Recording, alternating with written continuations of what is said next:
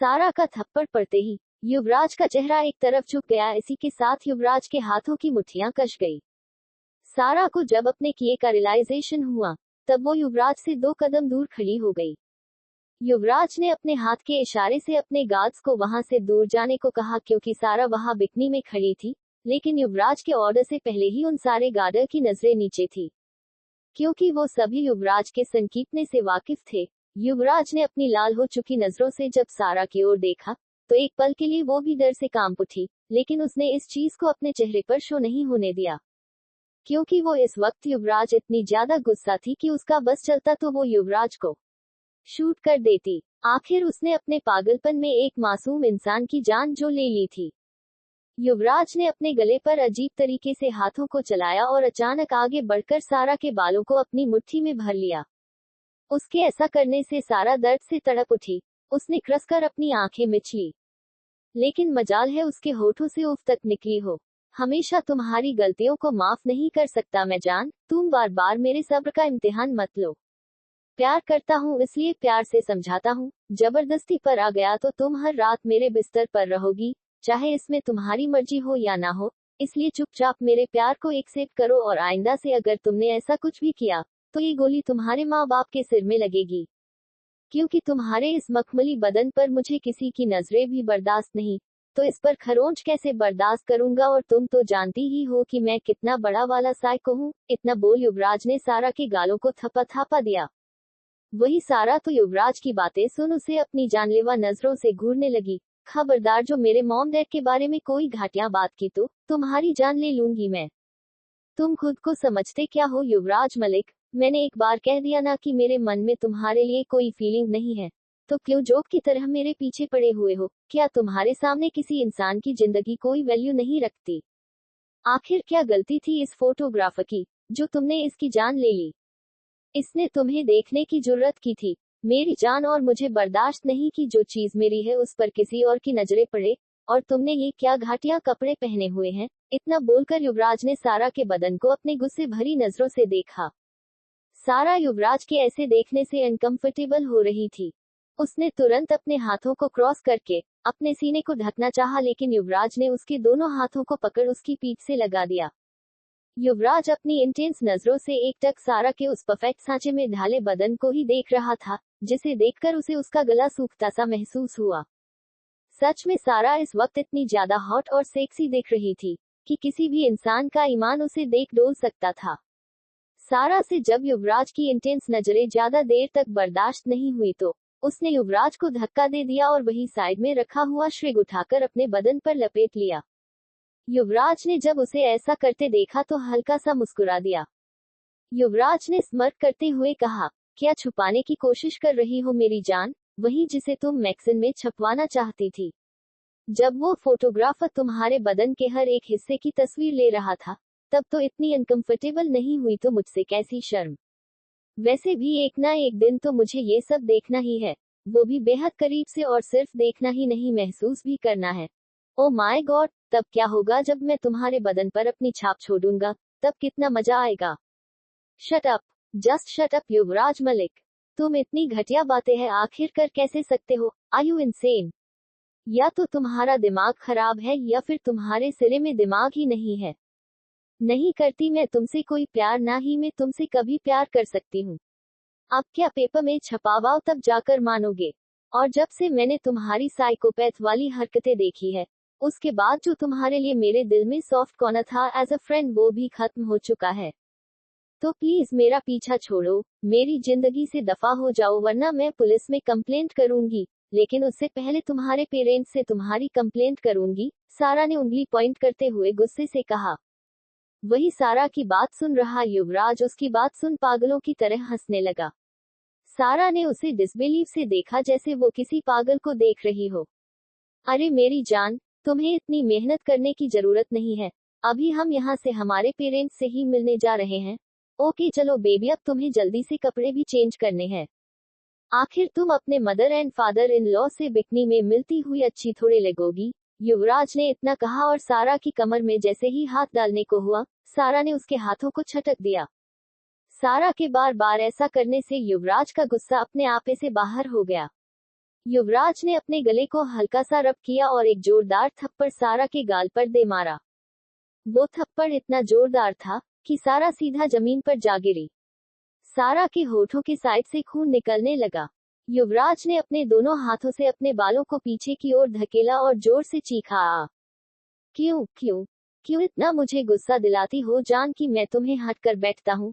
I am sorry जान। इतना बोलकर युवराज ने सारा के नीचे झुके चेहरे के ऊपर किया और उसके होठों के साइड से निकल रहे खून को पागलों की तरह साफ करने लगा, जैसे उससे ज्यादा इस दुनिया में सारा की फिक्र किसी को ना हो। सारा तो अपनी सहमी हुई निगाहों से युवराज को ही देख रही थी। उसे कभी नहीं लगा था कि युवराज इतना बड़ा वाला साइको है। उसने तो हमेशा युवराज के बारे में यही सुना था कि उसे लड़कियों से दूर रहना ही पसंद है। जो लड़कियां उससे दोस्ती करने की कोशिश करती हैं युवराज उनकी इंसल्ट कर देता था। लेकिन उसे नहीं पता था कि उसकी जिंदगी की एक सबसे बड़ी गलती युवराज से दोस्ती करना साबित होगी। लेकिन उसने तो उससे दोस्ती करने से पहले ही बता दिया था कि उन दोनों के बीच दोस्ती के अलावा कभी कुछ नहीं होगा, तो युवराज कैसे आज उस पर इतना हक जाता सकता है। सारा समझ गई थी कि युवराज से बहस करने का कोई फायदा नहीं, इसलिए उसने गहरी सांस ली और अपनी वॉइस को काम करते हुए बोली, देखो युवी प्लीज फिलहाल तुम यहाँ से चले जाओ, मेरी तबीयत खराब हो रही है, प्लीज युवी प्लीज। इतना बोलकर सारा ने अपना सिर पकड़ लिया।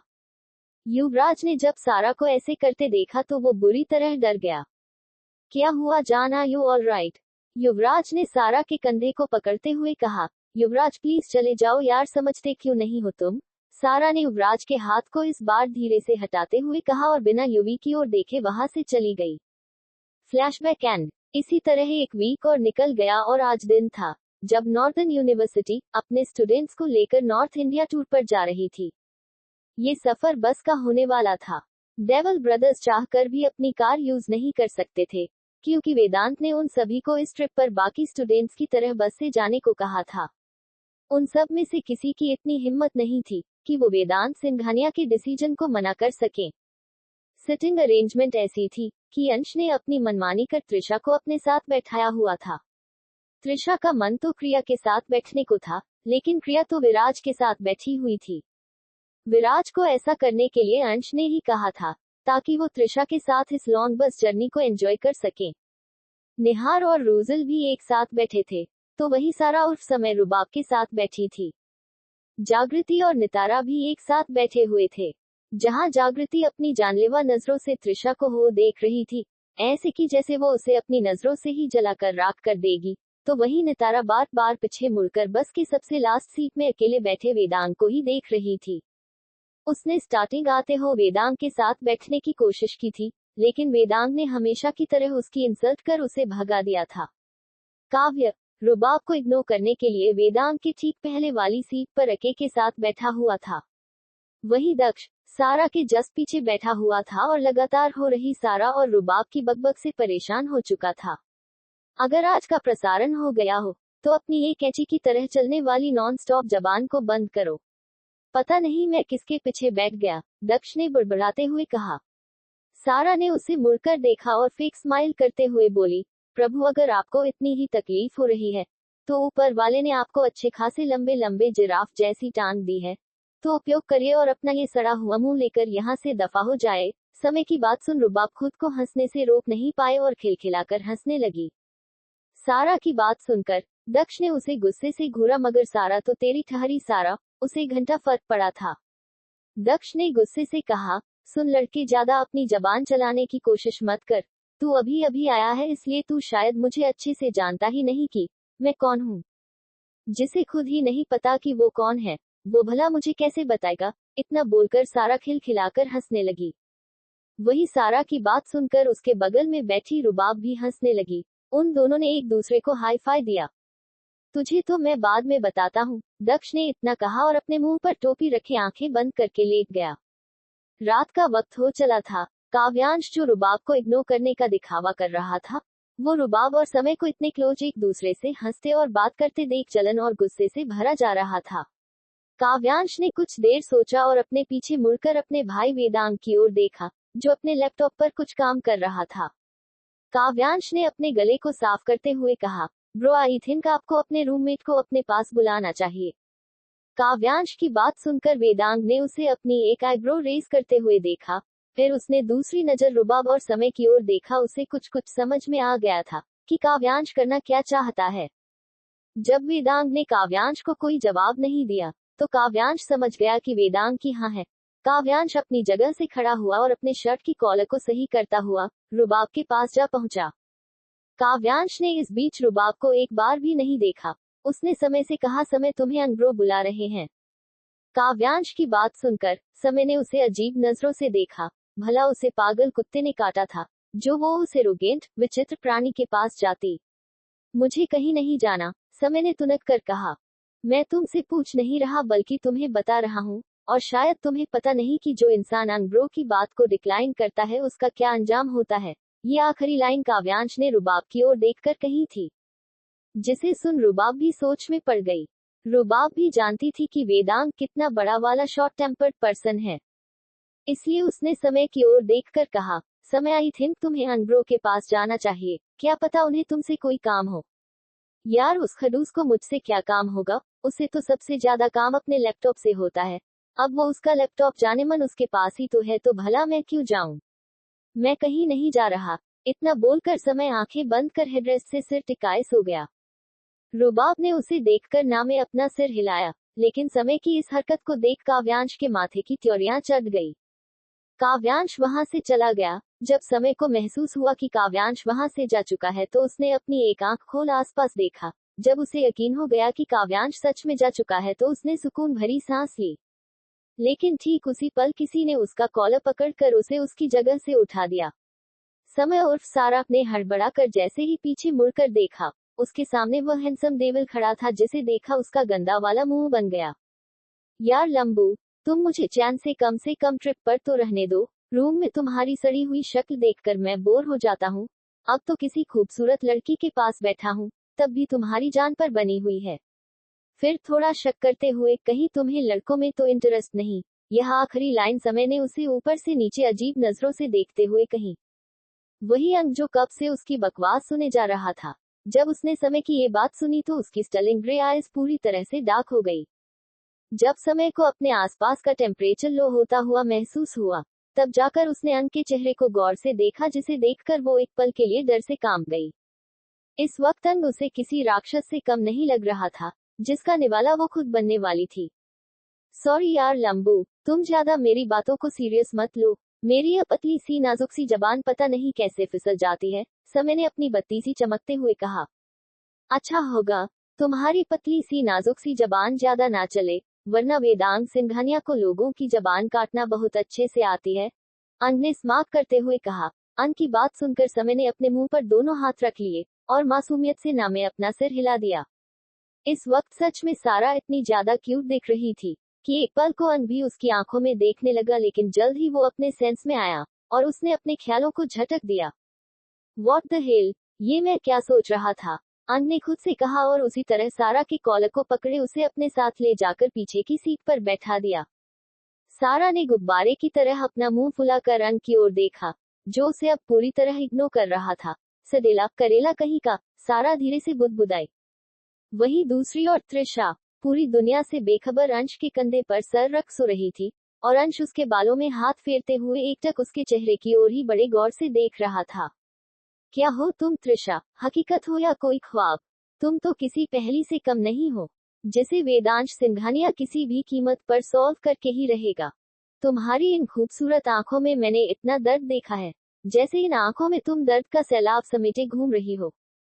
पता नहीं क्यों, लेकिन मैं तुमसे तुम्हारा दर्द बांटना चाहता हूँ, जानना चाहता हूँ कि तुम कौन हो, क्या हो, ये अट्रैक्शन है या फिर कुछ और, लेकिन मुझे तुम अपनी जिंदगी में चाहिए, और वो भी हर हाल में। अंश ने त्रिशा के चेहरे की ओर देखकर मन ही मन कहा, और त्रिशा के माथे पर लाइट किसकर उसे अपनी बाहों में भर सो गया। रात के करीब 12 बजे उनकी बस मनाली के करीब एक पहाड़ी के पास आकर रुकी। एक प्रोफेसर बस के अंदर आए और उन्होंने सबसे बस से उतरकर अपना अपना कैंप लगाने को कहा। आज रात हम सबको यही कैंप लगाकर ही रहना पड़ेगा, क्योंकि आगे मौसम खराब है। प्रोफेसर की बात सुनकर सबका मुंह बन गया। उनमें से किसी को भी मन नहीं था कि वो बस से उतरकर कैंप लगाकर अपनी मेहनत जाया करें, लेकिन वो सब रात भर इस बस में भी नहीं रह सकते थे। कहाँ उन सब ने सोचा था कि वो किसी 5 स्टार होटल में रात गुजारेंगे, और कहाँ आज उन्हें इस जंगल झाड़ियों के बीच कैंप बनाकर रहना पड़ता। वही इस अनाउंसमेंट से सारा, त्रिशा और रुबाब काफी खुश हो गई, क्योंकि उनके लिए ये किसी एडवेंचर से कम नहीं था। सारा के कॉलेज का फर्स्ट ईयर तो युवराज नाम की मुसीबत के ही हत्थे चढ़ गया था। वो एंजॉय तो तब कर पाती जब युवराज उसे किसी के करीब जाने देता। युवराज के होते उसकी हिम्मत नहीं थी कि वो कभी किसी के करीब जा पाती, क्योंकि ऐसा करने पर युवराज सामने वाले की जान बेरहमी से ले लेता था। वो सब याद कर एक पल के लिए सारा का पूरा बदन सिहर उठा।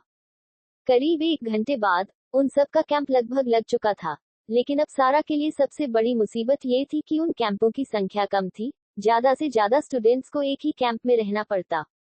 वो भले लड़के की गेटअप में क्यों न थी, लेकिन थी तो वो अंदर से लड़की ही। आखिर वो इतने सारे लड़कों के साथ कंजेस्टेड होकर कैसे सो सकती थी? उसे ऐसा सोचकर ही इरिटेशन हो रही थी। तभी सारा ने कुछ दिमाग लगाया और कैंप के अंदर सबसे पहले जाकर एक साइड में सो गई। जब अन कैंप के अंदर आया तो उसने देखा कि समय, अंश, काव्य, रुजल और निहार ऑलरेडी कैंप के अंदर घोड़े गधे बेचकर सो रहे थे।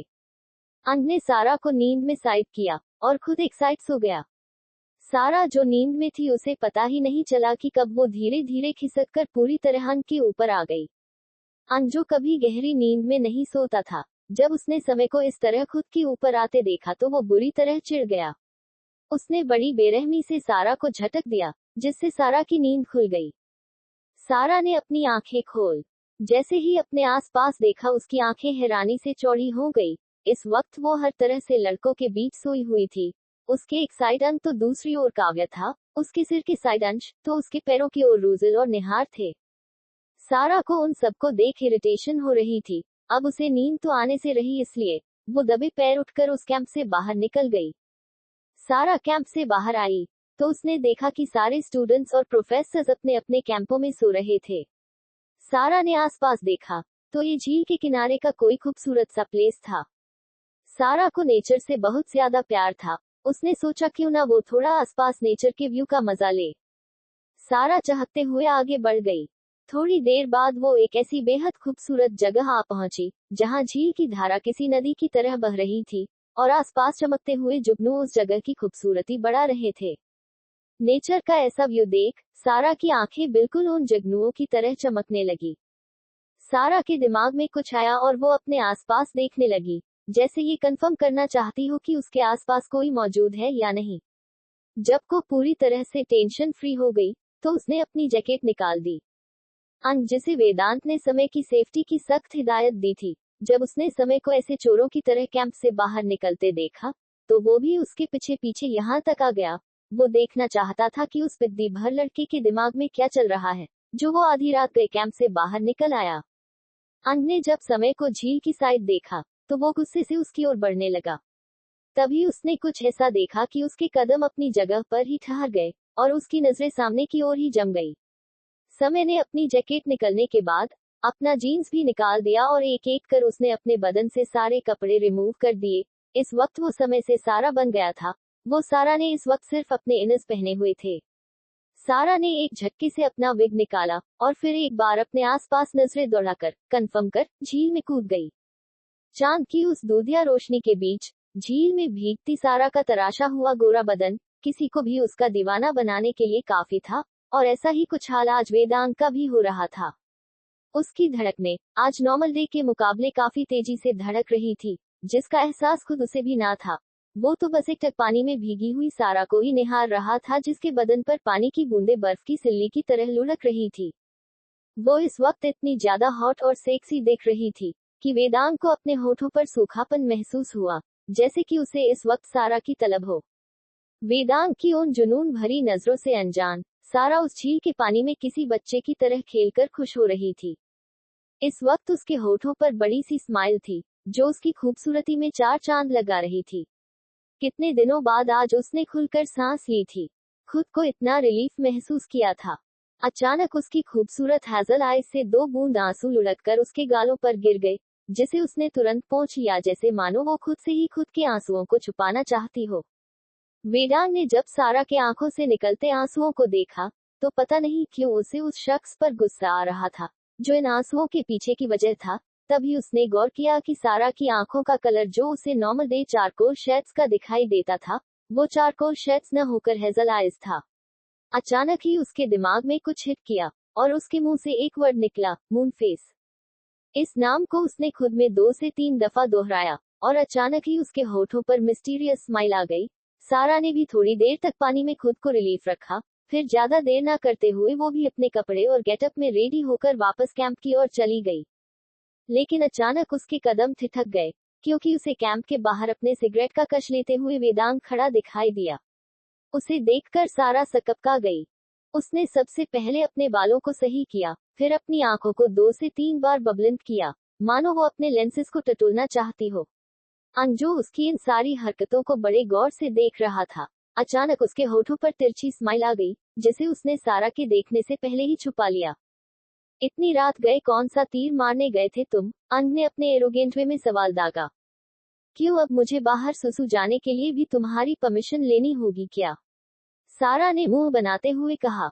वही सारा के मुंह से सुसु वर्ड सुन अंग की आंखें गहरी हो गई थी, क्योंकि वो जानता था कि सारा इस वक्त कहां से आ रही है।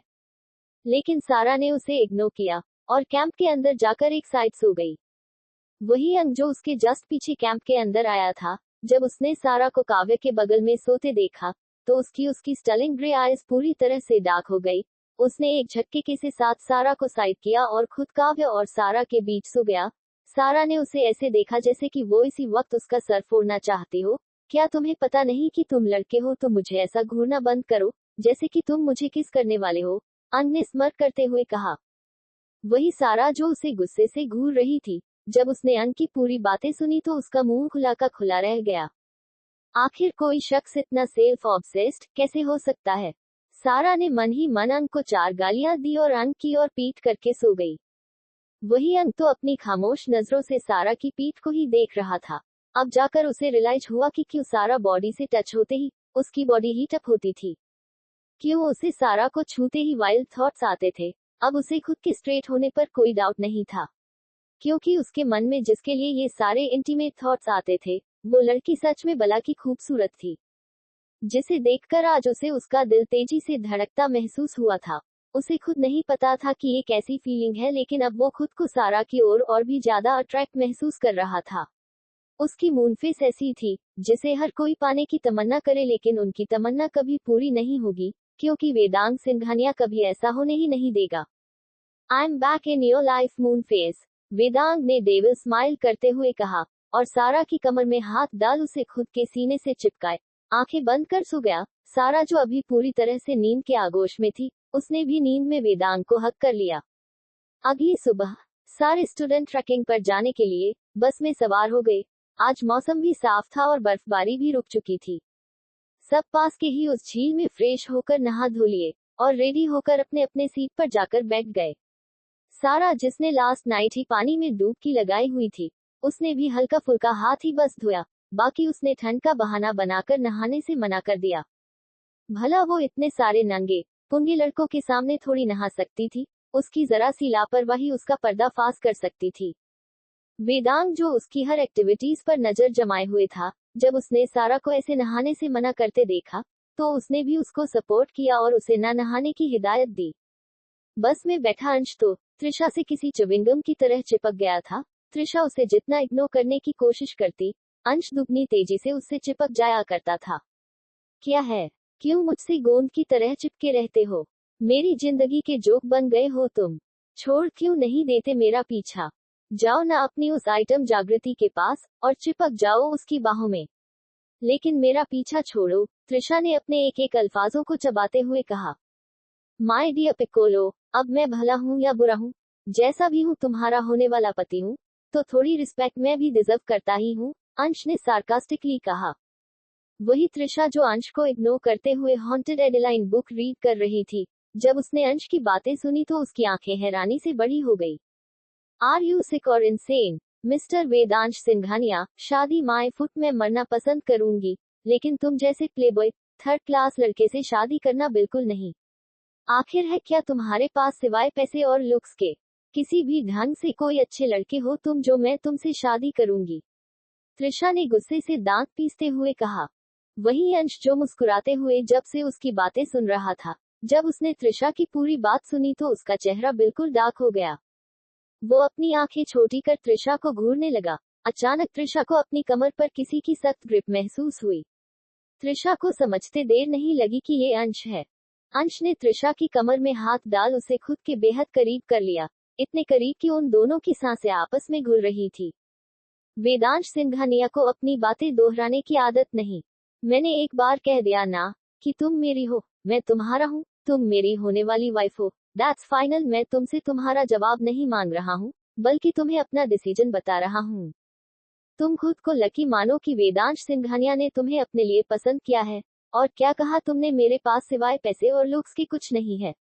इतना बोल अंश हल्का सा मुस्कुरा दिया और उसने त्रिशा के सिर पर टिप्पणी मारते हुए कहा, वक्त आने पर तुम्हें तुम्हारे होने वाले हस्बैंड के सारे टैलेंट्स खुद ब खुद पता चल जाएंगे, लेकिन हाँ एक टैलेंट है जिसे मैं तुम्हें अभी इसी वक्त दिखा सकता हूँ। त्रिशा ने उसकी ओर कंफ्यूजन से देखा।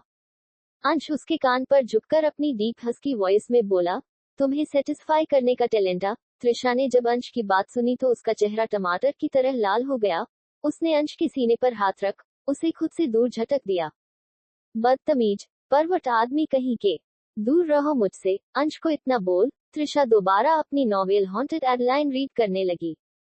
वो इस वक्त अंश से पूरी तरह इरिटेट हो गई थी। सच में ये अंश नाम की मुसीबत उसका कब पीछा छोड़ेगी, उसे बस इसी बात का इंतजार था। हे दुर्गा माँ, बस एक बार इस चिपकू राम से मेरा पीछा छुड़ा दो, उसके बाद नवरात्रि पर 9 दिन उपवास रहकर तुम्हारे मंदिर तक पैदल आऊंगी, वो भी नंगे पांव। प्लीज इस अंश नाम की बला से मेरा पूछा छुड़ा दो। त्रिशा ने मन ही भगवान को याद करते हुए कहा। वही अंश जो उसकी बड़बड़ाहट को बड़े गौर से सुन रहा था। जब उसने त्रिशा की पूरी बात सुनी तो उसके होठों पर हल्की सी स्माइल आ गई। भगवान ने ही तुम्हें मेरे पास भेजा है पिकोलो, और अब तुम मेरी हो और कोई चाहकर भी तुम्हें मुझसे अलग नहीं कर सकता, क्योंकि वेदांश सिंघानिया को जिस लड़की में इंटरेस्ट आया है वो सिर्फ तुम हो। तुम्हारी ये चैलेंजिंग आइज और जो तुम दिन रात मुझसे दूर होने की कोशिश करती हो, यही मुझे तुम्हारे सबसे ज्यादा करीब होने को मजबूर करती है। एंड आई लाइक इट, अंश ने मन ही मन खुद से कहा। वहीं दूसरी ओर रुबाब जो बस में चढ़ने वाली थी, अचानक से किसी ने उसकी कलाई पकड़ी और उसे लेकर बस के एक ओर चला गया। रुबाब ने जैसे ही अपने सामने खड़े शख्स का चेहरा देखा, उसकी आंखें छोटी हो गई। वहीं दूसरी ओर सारा अपनी सोच में गुम थी। Flashback.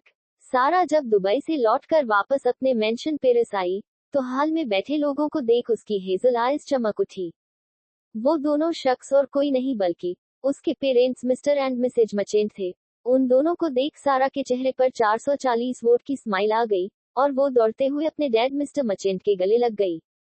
I miss you dad, I miss you so much, love you dad. आप आ गए फाइनली। इतना बोलकर सारा ने कसकर अपने डैड को गले लगा लिया।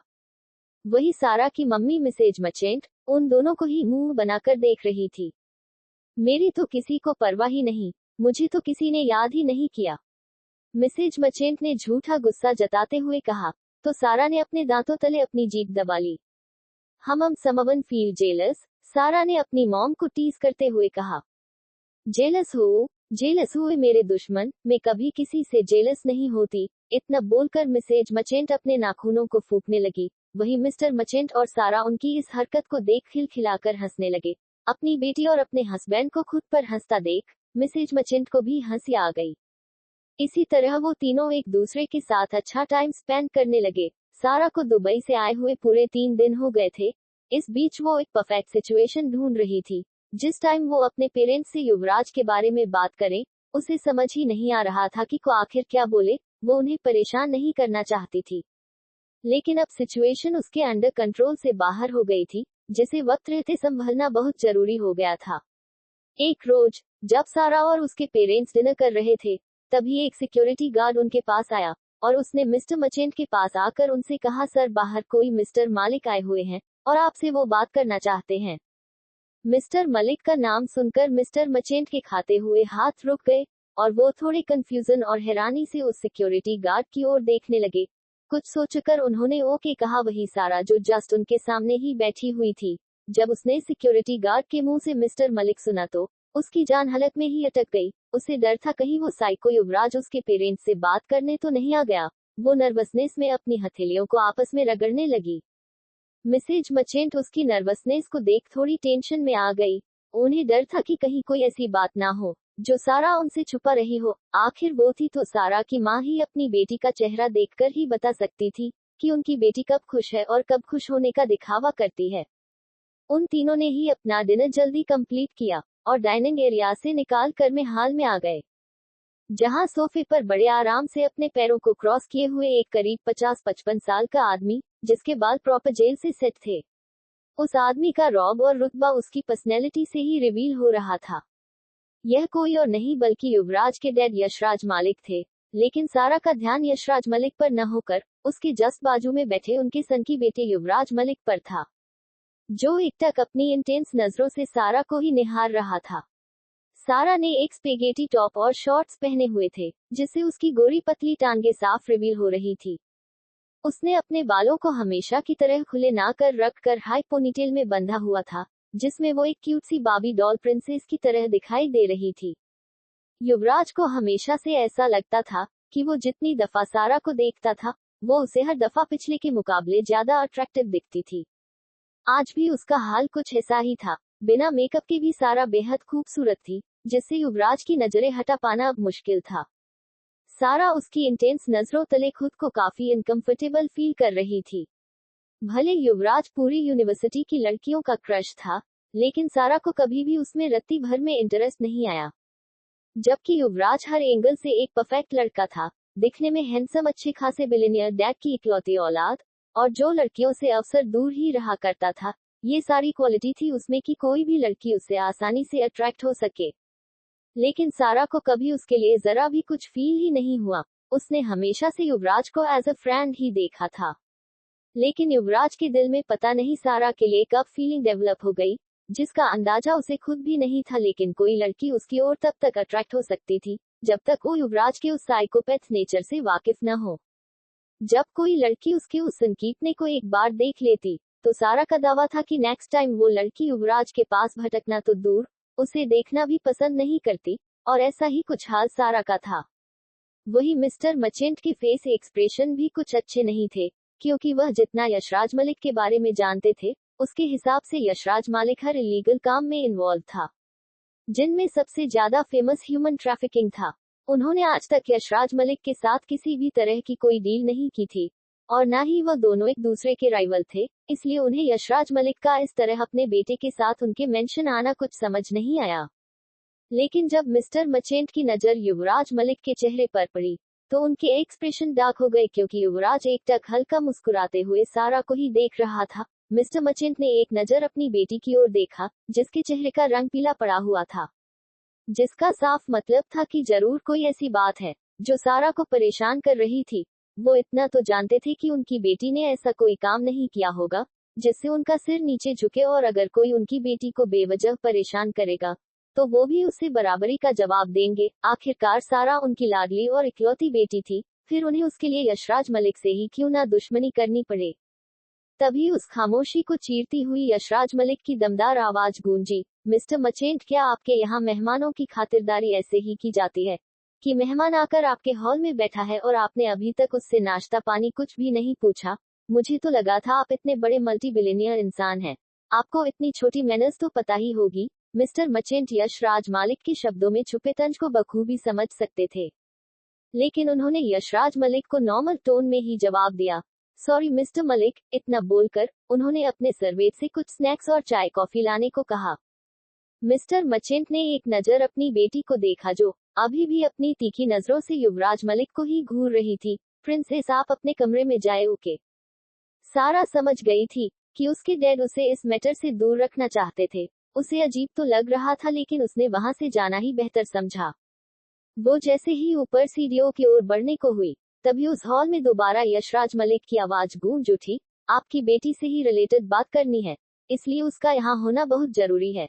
यशराज मलिक की बात सुन मिस्टर मचेंट और मिसेस मचेंट के माथे पर शिकन उभर आई। वही सारा का हाल तो कुछ ऐसा था जैसे उसके बदन से किसी ने खून सोख लिया हो। ऐसी कौन सी बात है जो आपको मेरी बेटी की मौजूदगी में ही करनी है? मिसेज मचेंट ने सामने सोफे पर बैठे हुए सवाल किया। वैसे तो मुझे औरतों की दखल अंदाजी बिल्कुल नहीं पसंद, और जो औरतें ऐसा करने की कोशिश करती हैं, मैं उनकी आवाज दोबारा उठने नहीं देता, लेकिन आपको छूट दे रहा हूँ क्योंकि आप मेरी होने वाली समधन है। यशराज मलिक की बात सुन मिस्टर एंड मिसेस मचेंट के होश उड़ गए। उन्होंने एक नजर युवराज मलिक की ओर देखा, जिसकी स्माइल अब गहरी हो चुकी थी। वही सारा के तो पैरों तले जमीन ही खिसक गई थी। वो कहाँ सोचती थी कि वो युवराज की शिकायत उसके डैड से करेगी, लेकिन यहाँ तो उसका डैड उससे बड़ा वाला सनकी और एरोगेंट इंसान था, जिसकी नजर में औरतों की कोई वैल्यू ही नहीं थी। मिस्टर मचेंट काफी समझदार व्यक्ति थे, इसलिए उन्होंने बात को शांति से सॉल्व करना ही बेहतर समझा। देखिए मिस्टर मलिक, मैं आपकी बातों की रिस्पेक्ट करता हूँ, लेकिन फिलहाल मुझे अपनी बेटी की शादी नहीं करनी। अभी उसे अपना करियर बनाना है, उसे अपने लाइफ में काफी कुछ अचीव करना है, इसलिए मैं उस पर शादी का बर्डन नहीं डाल सकता। मिस्टर मचेंट ने काफी शांतिपूर्ण तरीके से कहा। शादी आपकी बेटी को करनी है मिस्टर मचेंट, न कि आपको, इसलिए आप ये बात अपनी बेटी से पूछिए, जो मेरे बेटे से बेइंतहा प्यार करती है। मिस्टर मलिक ने अपने एक के ऊपर एक पैरों को चढ़ाते हुए कहा। वहीं उनकी बातें सुन मिस्टर एंड मिसेज मचेंट अपनी बेटी को देखने लगे, जिसके खुद के होश उड़े हुए थे। सारा ने अपने मॉम डैड को देखना में अपना सिर हिला दिया। भला वो जिस युवराज जैसे सन की इंसान को देखना पसंद नहीं करती थी, वो उससे प्यार कब करने लगी। ये सब सोचकर अब उसके चेहरे पर अब गुस्से की लकीरें छा गई और इस बार उसने तेज आवाज में कहा, अंकल आई थिंक आपको कोई मिसअंडरस्टैंडिंग हो रही है, या फिर आपके बेटे ने आपसे बातें बढ़ा चढ़ाकर और झूठी कही ही कि मैं आपके बेटे से प्यार करती हूँ। सारा ने अभी इतना ही कहा था कि युवराज ने कुछ ऐसा कहा कि सारा के होश उड़ गए।